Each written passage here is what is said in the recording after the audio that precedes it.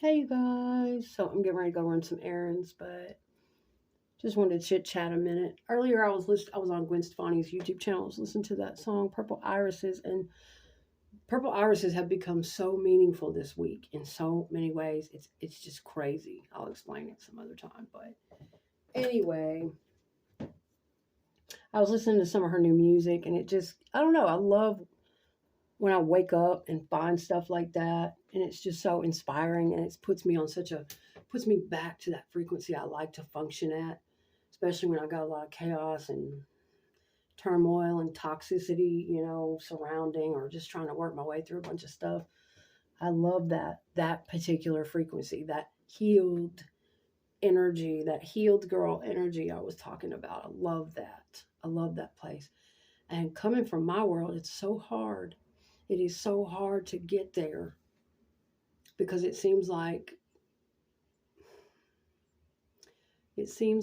even if you are good at balancing yourself and, you know, fighting really hard and having the willpower to overcome the trauma in you and the shit you come from, it seems like more darkness will come after you from the family or from the friend groups or from whatever.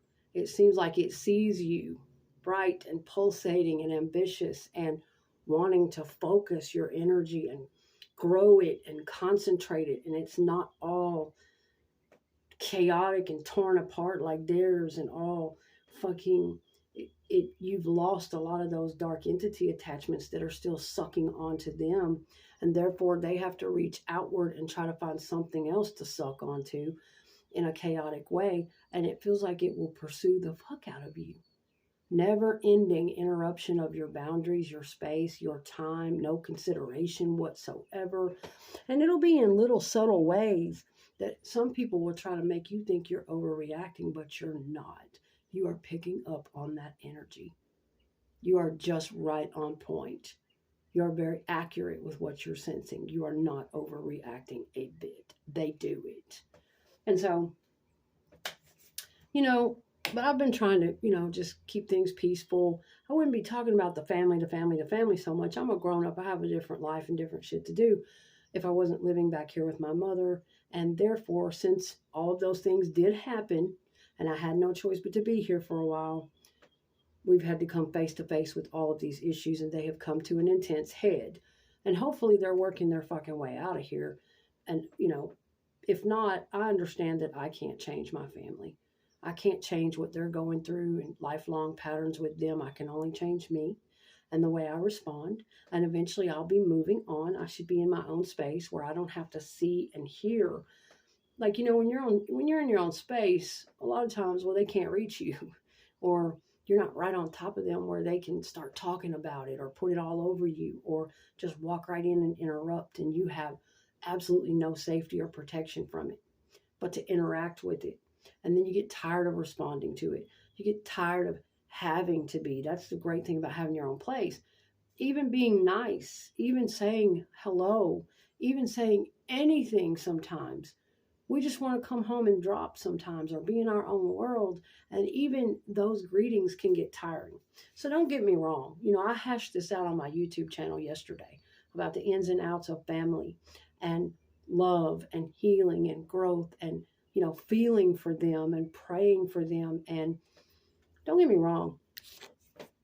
I'm a person who, for years and still go way out of my way to want to gather family together, no matter how shitty my mother has been, no matter how fucking chaotic I know it's going to be with her around, no matter how I feel like we're going to have to walk on eggshells with her around. I still go out of my way sometimes to try and be thoughtful and include her, not make her feel bad, spend a little time with her, gather up on a weekend with the children or my siblings, or include mom, go to the park a little bit, do something. But I swear to God, man, it's getting less and less because right now I don't have a car. Several of us don't have a car, and trying to get in the car with her and go anywhere, she's not like me.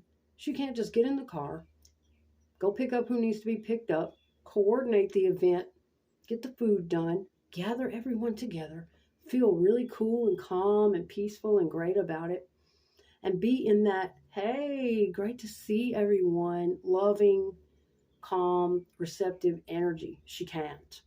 And I forgot what it was what a nightmare it was to get in the car with her till this past weekend. So I was reminded of why we have all been separated and we haven't been able to have family gatherings in so long. And I don't have a home anymore. I was the one doing all that. I don't have a car anymore. I was the one, either everybody meets up or so it's just been hard.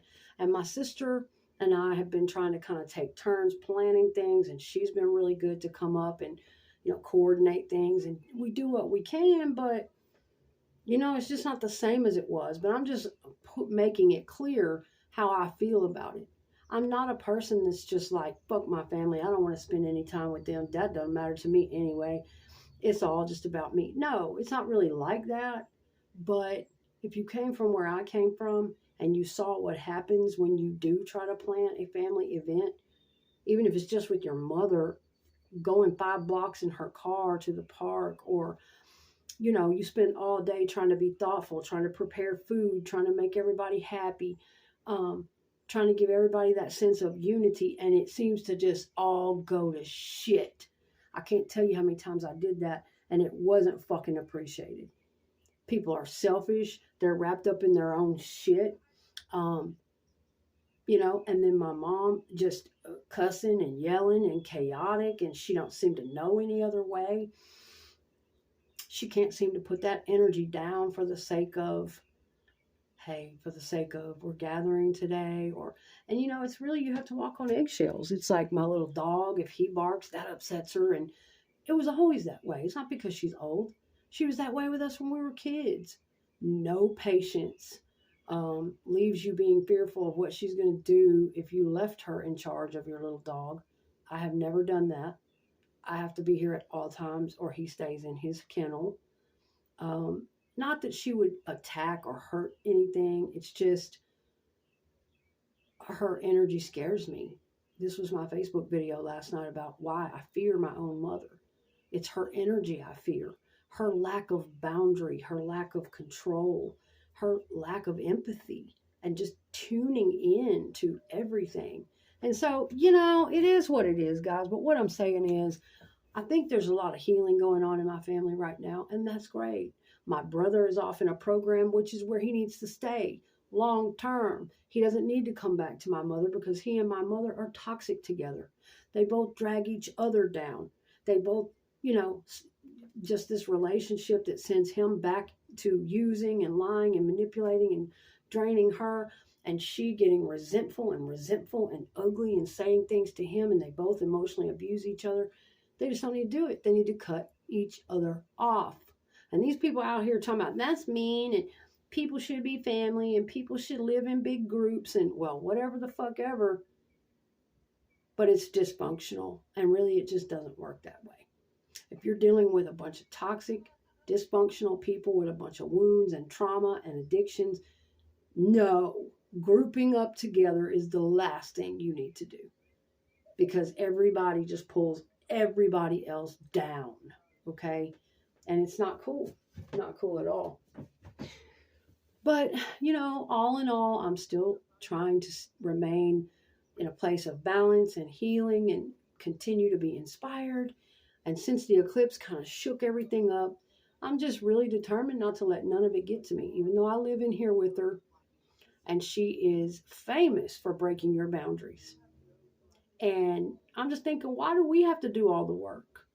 A lot of times people like that will walk right over your boundaries, knowing when they left, you were studying, you were trying to get ready to go, you were desperate for some time to yourself. Because I'm sorry, other than visiting with my sister, my kids, spending a little family time, I don't want my time interrupted. I don't want a bunch of people distracting me. I don't want a bunch of chaos going on. I am desperate for some time for me. I feel like it's continued to be taken away from me. I wanted those balances all throughout my life. What's wrong with that? Wanting really close time with people, and then for them to get off of you a minute and have some time to yourself, for yourself. Everybody should have that. And I just feel like that's been robbed away from me so many times. And I'm just going to get older and older. And I'm getting more and more furious when people, hey, you want to, hey, you want to, hey, you want to, hey, you want to, especially when it's people I don't really know that well, or no, I don't want to. What I want to is to go deep within myself. I know a lot of y'all aren't used to sitting with self, and it's very uncomfortable for you. And you just got to constantly look out in the world like somebody entertain me and distract me, and but I don't do that.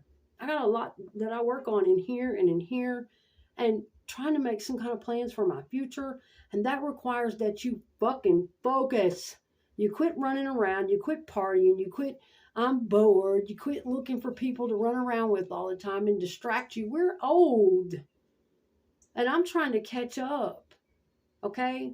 And I'm one of those people. I would love to schedule, let's have a beautiful brunch at the park next Sunday. Let's bring a beautiful tablecloth, and who's going to bring what food, and let's get all the family or friends together, and let's meet there at this certain time, and let's spend this amount of time together, and it's going to be fucking fantastic. And we're going to feel fulfilled because we bonded on this day. We spent really great quality time. And then we're going to go our separate ways and get away from each other for a while and do our own things. I don't like enmeshment. I don't like codependent, enmeshed. Everybody's on top of everybody, and everybody's got to consult everybody about who did what, and oh shit, I got to do this for that, and this for that, and this for that, and everything's all fucked. No, fucking no. And I don't care who says what. That's not compassion. That is not kindness. That is not, I've seen it to the level so dysfunctional that it would make you run screaming. Okay? So, but hopefully over here, things are changing for the best. I have felt it since the eclipse moved through that, there's a reason for everything. All this stuff had to come up. It had to be faced. And, all in all, I have love in my heart for every one of my family members, even my mother. And I want healing for both of us. But it does make me furious, and it distracts me, and it leaves a bad feeling over me all day when she breaks a boundary, calls me, and says, you want to come over here right now and see da-da-da and this going on, and, your brother's over here doing this, and then it irritates me that she would break that boundary and even ask me. And she's really good about doing that. And then people like her are really good about firing off at you when you get upset about that phone call, which I agree. I didn't even have to answer it. And a lot of times I don't. If I'm busy and I've asked you not to interrupt me, a lot of times I just won't answer it if you do it. Plain and simple. But this particular day, I thought it might have been an emergency, so I answered her call. And lo and behold, she's stepping over a boundary. And all I have to do is say, no, can't do it, click, and keep my cool. And I've gotten a lot better about that. But after a while of having someone, especially your own blood and your own mother, who is supposed to know these things, who is supposed to feel these things and respect your boundaries and think every once in a while like you would think, oh, I better not worry mom with this right now. Nah, dude, don't even ask her. Don't even bother her. She's resting, or well, goddamn it, your mother's supposed to think that way too and protect your boundaries. And she just doesn't. She will throw you right under the bus, right up into the heat of the conflict, put you right on the spot, tell everybody that it's going to happen and that you're going to get all up in, and then call you and ask you. Instead of calling you and asking you first and not saying a damn word to anybody else, get everybody's expectation, all kinds of shit like that. And then when you react like a normal person would, you're pissed about it. I've asked you repeatedly not to break this boundary. Then, of course, it's going to be flipped around on you. And, well, you didn't have to overreact. All you have to do is say yes or no. We're tired of saying yes or no to some of you people. We are tired of being harassed and having our boundaries broken And when we did try to spend time with you people, you were just as chaotic and dysfunctional and fucked up. And it made us so fucking nervous and on edge and on eggshells to even be around your energy that we just kind of gave up. And we just really don't try to spend that much time with you. Yeah, my mother's one of those people, and I've been around other people like that. So, what do you want me to say? Do I feel bad for her? Do I feel sorry? And, you know, as she gets older and that energy, and yeah, sure I do. But I don't want to feel that. It's not fair. I don't want to feel guilty or bad. She had a whole entire lifetime to start now, start years ago, breaking patterns and learning boundaries and making healthy friendship groups instead of running in circles, just isolating herself with trauma like a lot of us have done before. You become very isolated, living with an alcoholic, living with an addict, trying to put up with them or keep up with them and deal with everything. You become very isolated, no support system, no healthy friends. You're not doing healthy activities for yourself. She's been living like that for an eternity, just running circles around toxic brothers with mental illness and addictions. And I feel both of their emotions. I posted a video on YouTube about this last night. It's not coming out in this video. I feel for my brothers and my siblings and what they lived through. I went through it with them. I feel their pain and their resentment and their addiction and what they're going through, their trauma, how hurt they are, and how my parents treated them. And it makes me not know which emotion to have first. I get very defensive of them. But then I see how they're not coping with their trauma properly. They're coping with it in very selfish ways, very self-destructive ways, and putting it all over my mother. And so then I get defensive of her, and it's just chaos. I don't need to be in the middle of it, don't want to be in the middle of it, and generally have to save myself a lot of stress. You think that's mean of me? You better think again. You try being taken to the hospital with 225 heart rate. You try it and see how fast you start clipping the stress out of your fucking life and how much your mind changes aware. Well, I guess I was born into this life with y'all, but don't matter a bit to me if that's how y'all are going to act. You're just another person. See how fast your mind starts evolving. So that's a lot to take in. It's a lot to go through. But ultimately, I pray every night for my family members, and I want peace for their hearts and their minds. And that's all I can really say about that. Let's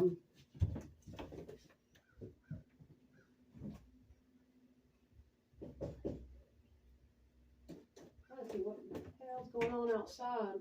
What is this dude doing out here? I have to watch these folks. What the hell's he doing?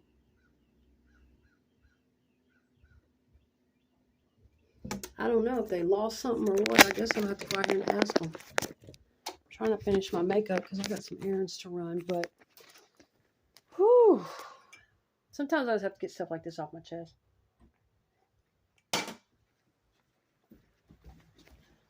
But ultimately, I'm in that state of love. I really am. You know, I want to move through things and forgive and get back, and not be weighted down with any dark, negative emotions all the time, hating folks or being angry with folks but you know, sometimes it takes a lot to keep yourself from reacting. Especially when you're right up on top of people and there's no escape. I'm telling you, I was talking about it in my YouTube video yesterday. It got that bad over here. You know, where my mom was so traumatized by my brother and vice versa after he moved out that it took months and months to get her calm again. To the point where she would just, I'm like, there's not even anybody here. Who is she talking to? I would be trying to rest or sleep or meditate. I'm really, really quiet. And I would literally hear her coming down the sidewalk. Just, God damn, oh, fuck. Anything she has to do in life. And I'm like, wow, this person really is traumatized and she just doesn't enjoy her day at all. no matter what she's doing, she just takes out all that bitterness and anger and pain and trauma. And, it got to the point where I couldn't hear a television show, which I don't have a television anyway. I have a laptop right now, but it just got to the point where I couldn't have, for my own nervous system, for my own peace, I couldn't have a moment's peace because she was a one-woman tornado in there, cursing and battle axing around and battling herself and talking to herself and busting in and out to go to the bathroom several times a day and night and talking to herself in here and cursing at the toilet or cursing at the sink or cursing whatever she was doing. Y'all, it's funny, but not. I mean, and I finally got her after a few months. It took a while after he left to get her calmed down enough not to do that anymore. To have to keep calling it to her attention. Mom, please, it's 2 a.m. Please stop talking to yourself. Please stop having these conversations. Please stop yelling. Oh, okay. Oh, okay. It took about the first 6 months of her getting furious with me for calling it to her attention and emotionally abusing me for it and calling me all kinds of horrible names. And then after the next 6 months, had to keep calling it to her attention. And it kind of got to the point where she quit doing it as much. When a person has a personality disorder or a highly narcissistic brain, you have to remind them all the time, like a little child. You have to teach and stay on it and stay on it and reprimand and remind and remind. And you get fucking tired. You get fucking furious. You don't want to have to. I've dealt with this kind of shit all my life. But it got to the point where it was so bad where I had to go out, y'all, and all I really wanted was some peace and quiet. But I had to go out and buy some really heavy ear headset and literally turn my phone up, whatever I could find, YouTube, a show, anything, full blast as it would go, to drown her out. I'm not kidding you. And that wasn't good for my nervous system. To never get any peace and quiet. I could go stand outside in the freezing cold or the heat. And sure, finally I got my moped where I could go to the coffee shop or I can't tell y'all what a savior that was. Because I was literally trapped in here with what felt like a bunch of fucking demonic activity. I know my mother's got dark entity attachments that she hasn't been able to work off of her. And so since I got the moped, that has opened up a lot of freedom for me. And after a while, things got to the point where, because it wasn't good for me to have constant input just to drown out my mother and all her trauma. And it finally got to the point where she wasn't doing it as much anymore. I would notice I didn't have to wear the headphones all night. I would come in at night and things would be quiet. And she wasn't waking up as much cussing and talking to herself. And, and we were making progress. We were healing. We were getting calmer. And then this eclipse shit started to happen. And then the shit with my brother happened week before last. And his drinking and him being back over here. And her getting right back in it again, which she is the cause of it a great deal of the time. She's not at fault for it. But what I'm saying is it's just, they both had a hand in it. And she's not setting boundaries and going and starting things up again. And it's just been a nightmare to be in the middle of, But when it's your own family, your own mother, your own brothers, your own kids, I have to look at it from her perspective as a mother. It's her son. I have to look at it from sibling perspective. I have to look at it from being her child perspective. This shit is crazy. You know what I'm saying? So I'm just giving y'all a little insight. I had started this a few days ago. I'm just giving y'all a little insight. I told you I would into the dynamics and the crazy feelings. And you just get to the point where you don't want to fucking deal with it at all. And you still feel those twinges of guilt. And damn, I shouldn't have set that boundary. I shouldn't have gotten upset. I shouldn't cut people off like that. Just like, and I don't want to feel bad about it. I really don't, because God damn it, I can't get a damn thing done because of that.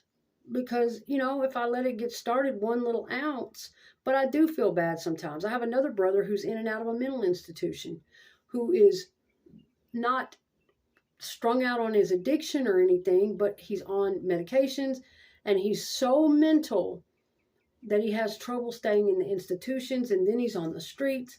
And it is the saddest thing. Years and years back, every family member has tried letting him stay. He can't. He is a full danger to himself and others.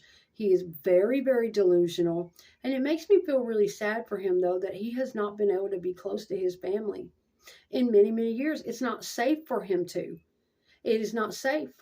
We wake up and he may be standing there with a knife or, making crazy threats or noises, but we also worry about him because my mother has help keeping him in places, and they release him to the streets. And then, he's back over on her property. He doesn't know where our apartment is now. And that's just a sad thing too, though. I don't know how to feel about that either way. And I can't take the stress on my heart anymore. It almost makes me so fucking mad that I was born into a situation like this, and mad at my fucking parents for the way they treated all of us, especially those boys too.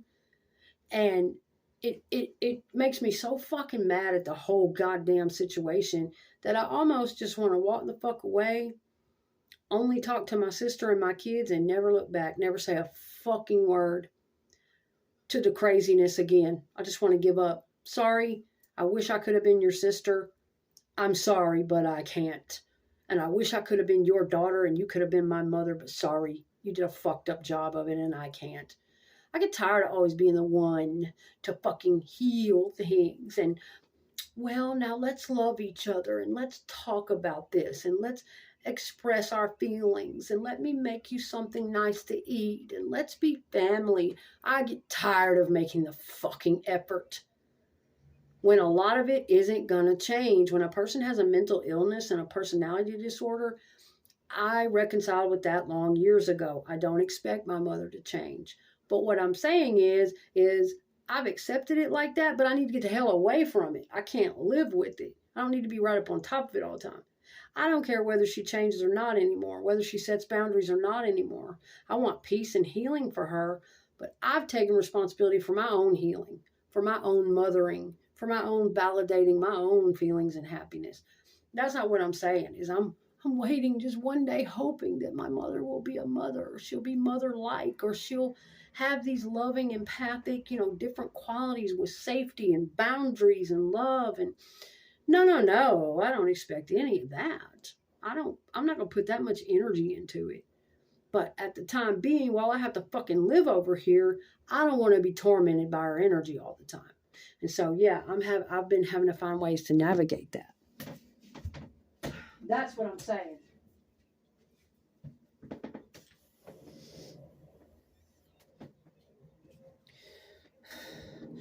So, I need to finish my makeup, you guys, and I'm just going to keep working on myself. That's all I can do. I'm working my way back to the place I want to be, the person I was. And that all has to do with ego death and learning about yourself. All those thoughts I could possibly think of, well, who I used to be. And, I was in charge of my life and I had my car and my home and I cooked and I had collections and I had things the way I wanted it. And, I was able to have my family gathered and my sons and their friends and just a home. And that was an identity, and everybody wants that, yes. But I'm also on a highly spiritual fucking path where it is abnormal. And a lot of times that was one experience and it wasn't for me to stay forever. I had to go through more experiences and gain more knowledge and more wisdom and more deeply into the void and, facing down these family patterns. And I was plucked right out of the situation I wanted in life. A lot of times I don't think it's as much about what we want and what we planned.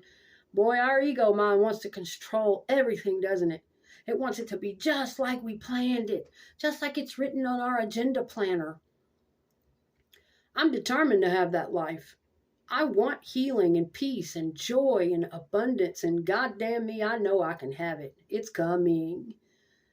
But at the same time, I'm aware that the ego mind also has to surrender sometimes and just let go.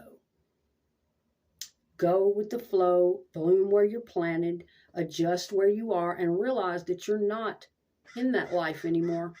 That there is something God, the universe, wants you to see and focus more deeply on about yourself.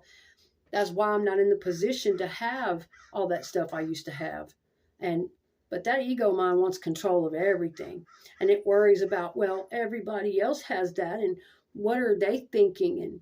And they're just thinking that, you know, of course it beats me up. Of course I want to be back in my own home and have that for my grown children and grandchildren, and a place for them to come. And that eats at me, that beats at me. I want to have a car, and in case of emergency, be able to be there for them and be strong. And you damn right that eats away at me. But at the same time, I'm having to accept that this is where God wants me, because I was also being run in the ground and taken advantage of. I had also taken my hospitality and mother energy too far in too many different directions. And so, a lot of times, these spiritual lessons and where you get planted at and learn to surrender to that, and you're doing a lot of fucking work behind the scenes that nobody even sees or knows about. Now, you might not be just like them in the house, in the car, in the two-car drive, and, whatever they got going on. But what you're working on is full of depth and beauty and compassion, and you are fighting spiritual wars and battles within yourself and overcoming things to go on into your future so that you can have all that and more someday. So you just never know what somebody's doing. They may not look exactly like your life, or they may have had a similar life at one point and lost it, but you just never know what that person is working on, what they are planning, what hurts them inside, what they would love to be doing right now, but can't. All of those things. You know what I'm saying? So it is what it is, guys. Lots of learning, lots of perspective, but I'm a lot stronger than I was last year. I'm not going back. And I always think to myself, stay calm, get right back on routine. Don't even feel the slightest bit guilty when you have to set a boundary, or if you get a little bit upset about somebody stepping on a boundary. Because ultimately, these people are separate from you, even your mother, everybody. We have to work on us. We are not all tied together at the hip, and we shouldn't be letting our emotions be drained out by what somebody else is doing. We can't save or control that. And it's something I've had to learn a lot in the last few years. Let them go. Let them deal with their path. Who are we to meddle? We often meddle too much in God's work, in people's path and their addictions and their necessities, and we just keep shit going, and we're not even working on our own path that God wants us to see. The universe, the powers that be, what we're supposed to be focused on, because we're too busy running from our own path and our own feelings, dealing with somebody else's shit all the time. So yeah, it's a thing. I love my little moped, y'all. I love it. It is too cute. I've gotten used to it. It's given me a lot of freedom. And I am saving for a car because there's a lot of places I still can't go. And I know a lot more opportunities going to open up for me when I have my car. But still, my car and my place, that's the next step up again. Working on videos and stuff like that. And getting to do all that stuff again. Throw family parties and brunch at the river. I would just love to do stuff like that again. But I have to have the power and the capability to do it. I just got back to a place of strength and all that grief and brokenness where I can kind of start doing stuff like that again, with my kids and family members and friends. I love that kind of stuff.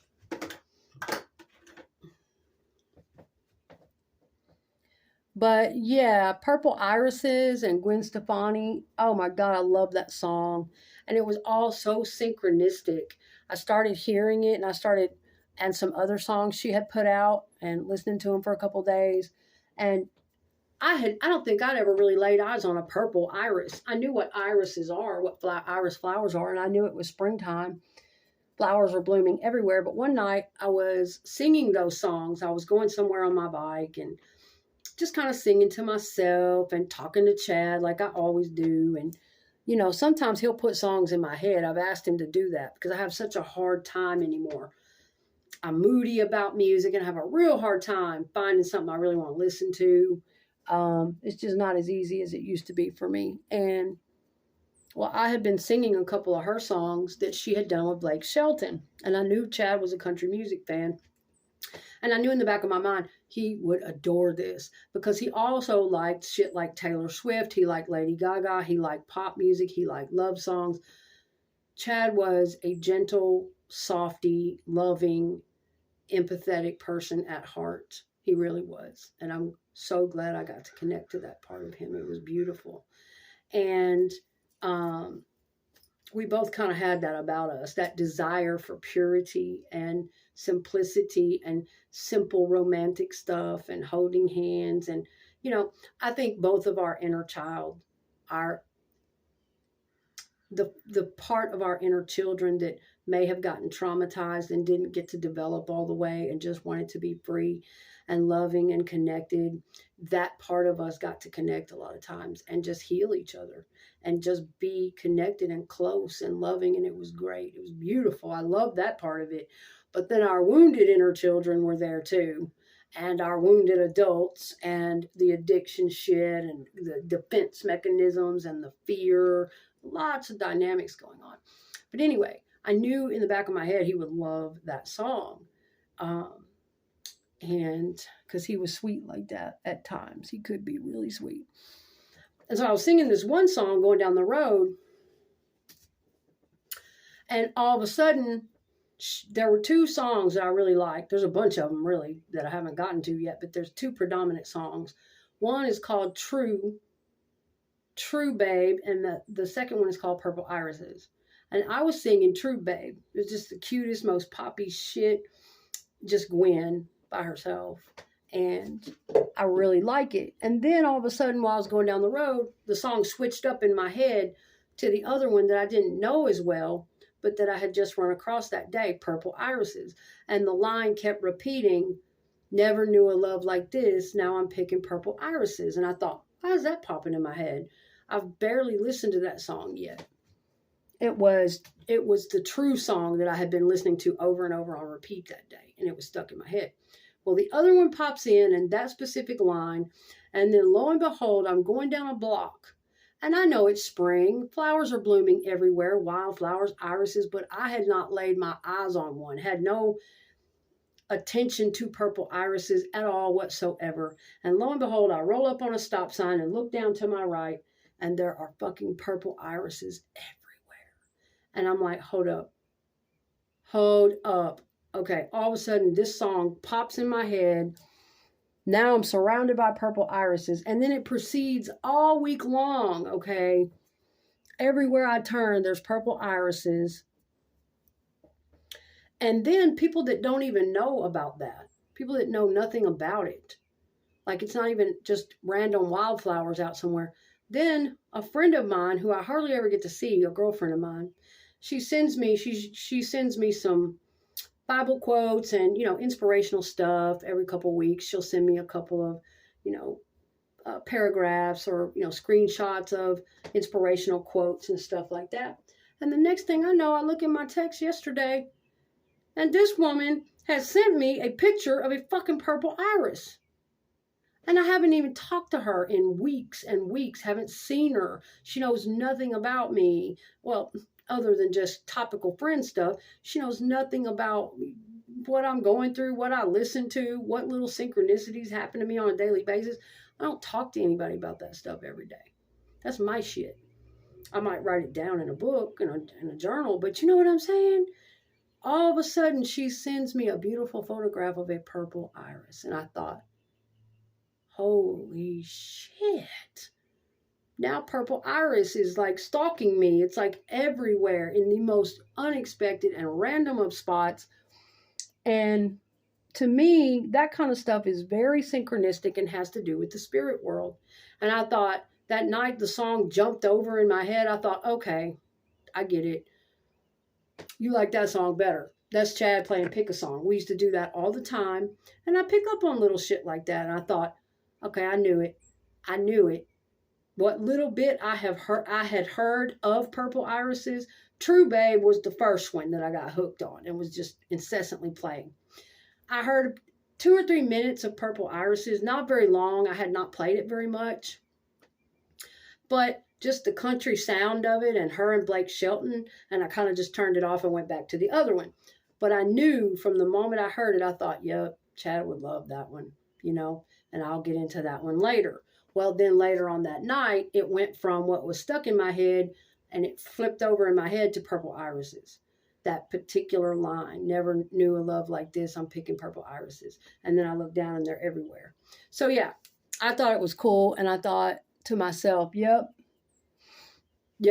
that's your way of telling me you heard what I said. You felt my thought that you would have liked that one better. And now that song is stuck in my head. That's your way of telling me you like that one better. And so then I got hooked on that song, Purple Irises. And it's just the cutest, most beautiful little love song. And the mix of Gwen Stefani's style and her sound and Blake Shelton's country. It's just the best, and it has that particular sound of so many songs that Chad and I used to listen to together, songs that he loved and that were sentimental to both of us. And I had to avoid stuff like that for a long time, because it was just way too painful.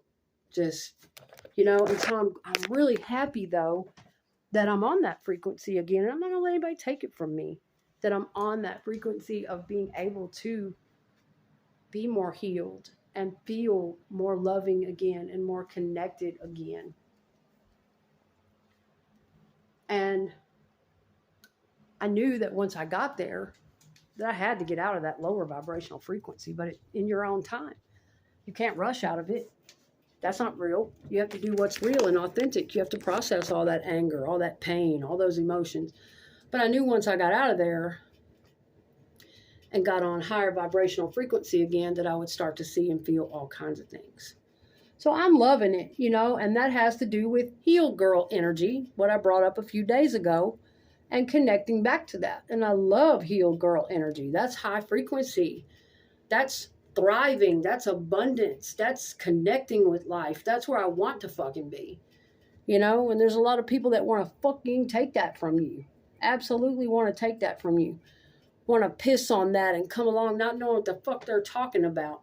Leaving you fucked up weird comments and trying to bring you down and but that's the thing about me, is I'm mean too. Yeah, I said it. I'm fucking mean too. And I'm one of those people that if you fuck with my vulnerability, my sweetness, my joy, because I love to be there. If you want to fuck with that and you want to think that's something for you to take advantage of or pick at, make fun of, then I can be just as fucking mean too. No, I'm not ashamed of it at all. Sometimes you have to be. Sometimes you have to be. But yeah, there's just so many cute songs out now that I am loving. There was one that was trending. Oh, the sound's I forgot, after a certain time on Facebook. And this one, I've been uploading to YouTube, and I can do them a lot longer, like an hour video. I forgot on Facebook they clipped the sound. I better clip this and see if I can get it to upload with what sound is on there. I'll talk to y'all more later. Bye.